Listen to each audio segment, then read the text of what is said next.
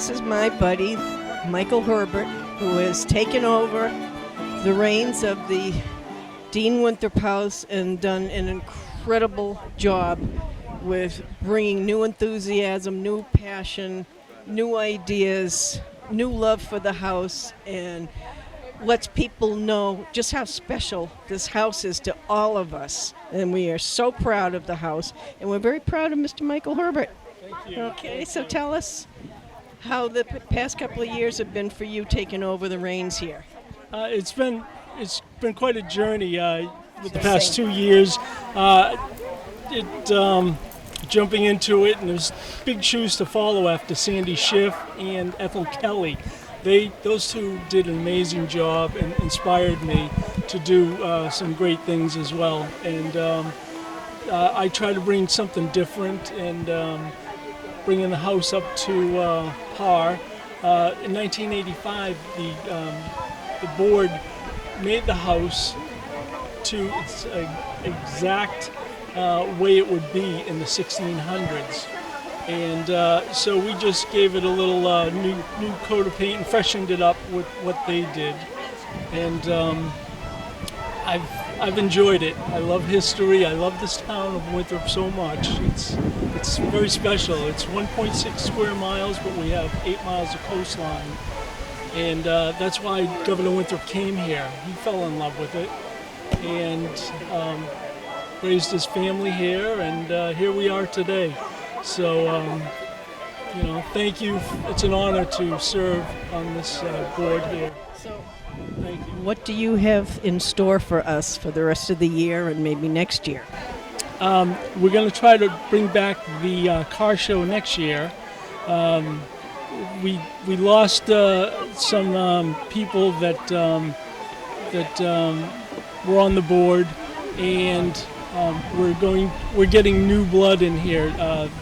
We have some people that moved in town and are excited they're excited for what we have, and they're anxious to get in, and they're already working, giving tours, and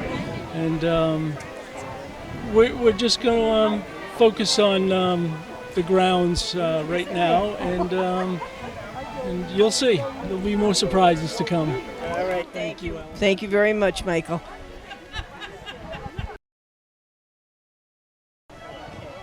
We have two of the very talented actors and actresses from the Red Carnation, which is going to be a very sweet historic play that we are going to have here at the grounds of the Deane Winthrop House, and we're very, very excited to have them here.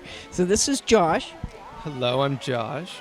I directed the play you're going to see at the Strawberry Festival. And this is Elizabeth. Hi, I'm Elizabeth. I'm an actress in the play, and we're super excited to be here. It's a beautiful day, and the lawn looks great, so we're just really excited to perform soon.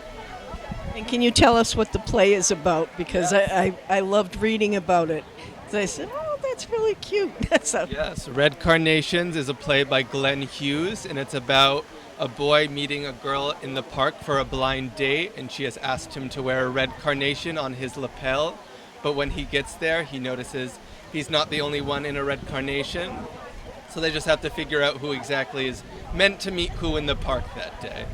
And it's short, sweet, just like a strawberry shortcake, so I'm excited for everyone to see it. Notice how he cleverly segued that in there. All right, thank you very much, and we look forward to seeing you. How are you? Here we are. We're selling tickets. All right. We have the incredibly brilliant, talented, a man that I adore, Frank Costantino, who is just the most amazing artist. And I am very proud to have a lot of his paintings in my home, which is not a plug, but I'm just being honest. But we're very happy to have some of your contributions here today, and we'd like to hear about them, especially the big one. Yes, well, the watercolor painting that Alan's referring to is a painting of the 100th anniversary of the Strawberry Festival. And I did it a couple of years ahead of time, knowing that the 100th anniversary was coming up. So when painting the Strawberry Festival from a number of different pictures that I had taken, I also added to the original drawing, which is in the Deane Winthrop House on display over the fireplace in the living room area. I also added in about 20 or 21 people that had participated and were on the board, and a couple had deceased, unfortunately, but I incorporated all of those figures from the association and the board into this painting. I also, on the border of it, had drawn in small little portraits of the members that were participating in the Strawberry Festival, like David Hubbard, Claire Hubbard, Marge and Dick Dimes. So there are about 20 small little pencil sketches on the matting of the original painting that is part of the artwork that I donated for the 100th anniversary of the Strawberry Festival. So I've been fortunate to have that opportunity and have a very nice reception for the work. And that painting, or at least a print of the painting, is on display and has been on display since I created it at each of the Strawberry Festivals thereafter. So this is going on to the 110th, 15th. I'm lost track myself, but anyway.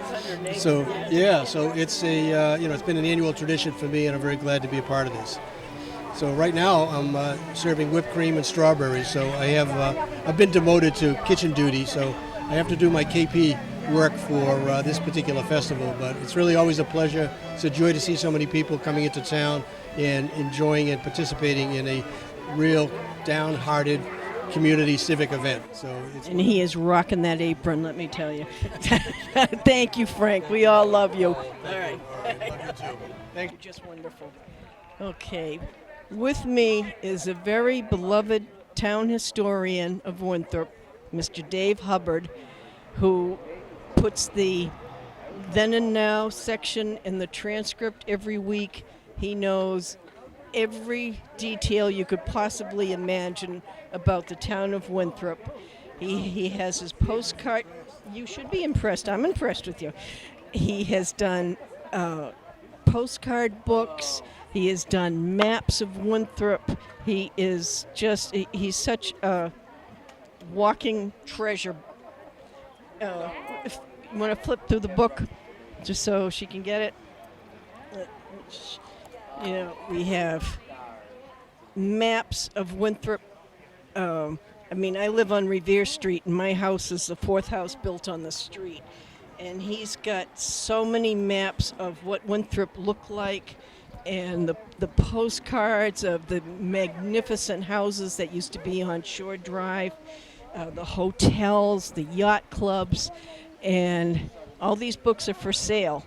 And he spends countless hours putting all these together for people to enjoy that love Winthrop. And one more, the railroads. Yep. In the then and now section. I live on Revere Street, as I said, and the narrow gauge railroad used to run literally right behind my house. And each section has one, in the order in which they went around the town, a section of it. It's 4 pictures of each of the railroad stations. And then you can go all the way around and see all the stations.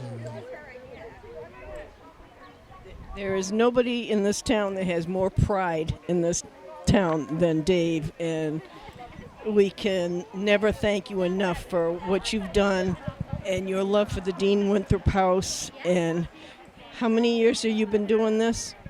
This? I have no idea. Probably at least 50. No, not a couple hundred. I've only been here for 70 years. So. Now, Dave, can you tell us how you got started in Winthrop history? I know you have a wonderful house on the back beach, but what made you fall in love with this house and this town? I just like history, and I looked around and like the Deane Winthrop House. It's the oldest wood frame house in the entire United States that has been continuously lived in. Tell them how old it is. 1630 something.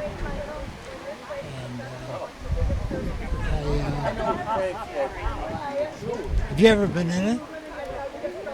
Yes. Remember the investigation? investigation we did in it, and you were laying on the floor trying to talk to Captain Pierce. Oh, yeah.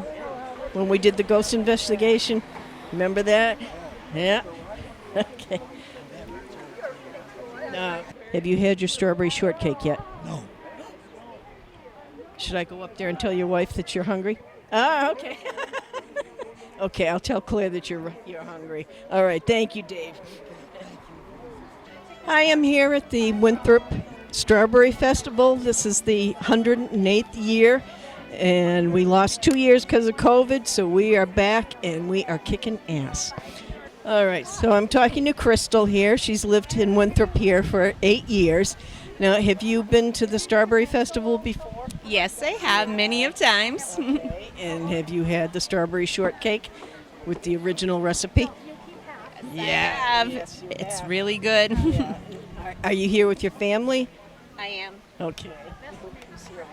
I have my daughter, my 2 sons, my mother-in-law, and my father-in-law Frank is actually helping. Oh my God! How can you not love Frank Costantino? Oh, and the sun's coming out. We've got a beautiful day, and it's just turning into a great day. I hope you can all come down here. Now, have you done a tour of the Deane Winthrop House yet? Not today, but we have in the past.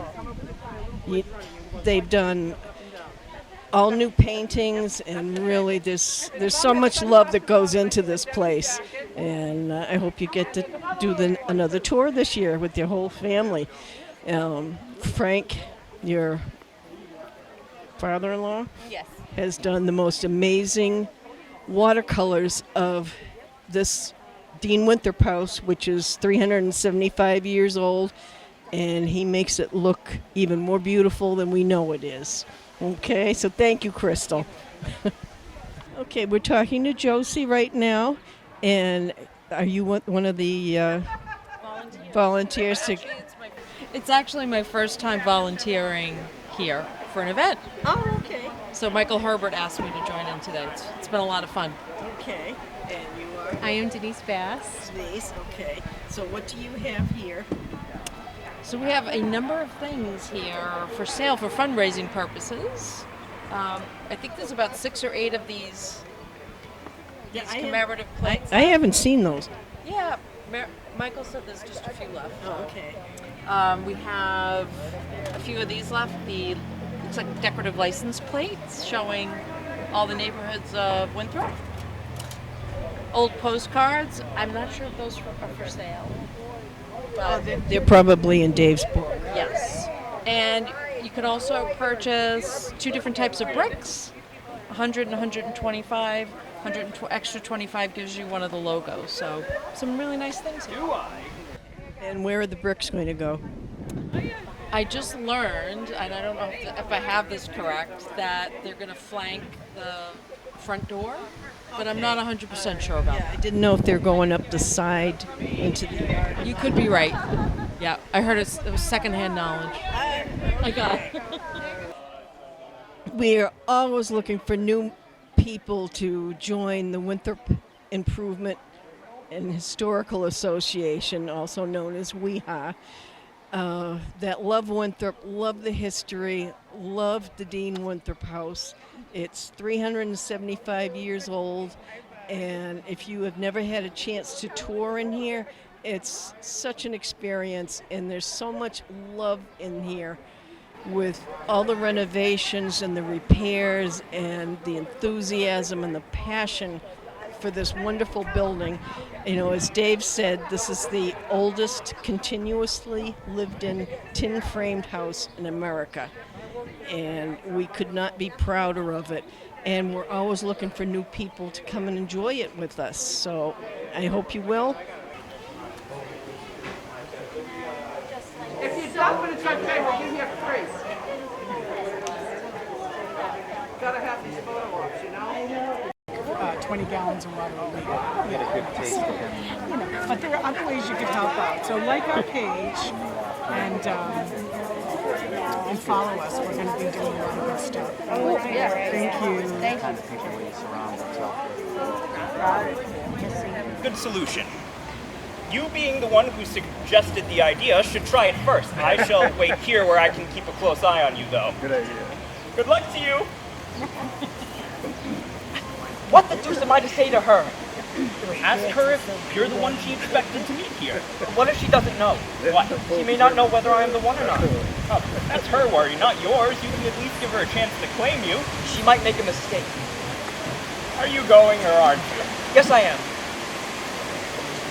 Don't leave until I found out, will you? Of course not. Now go. Go on.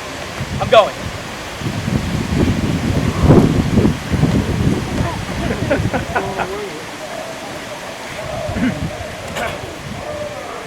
How do you do? Oh, how do you do?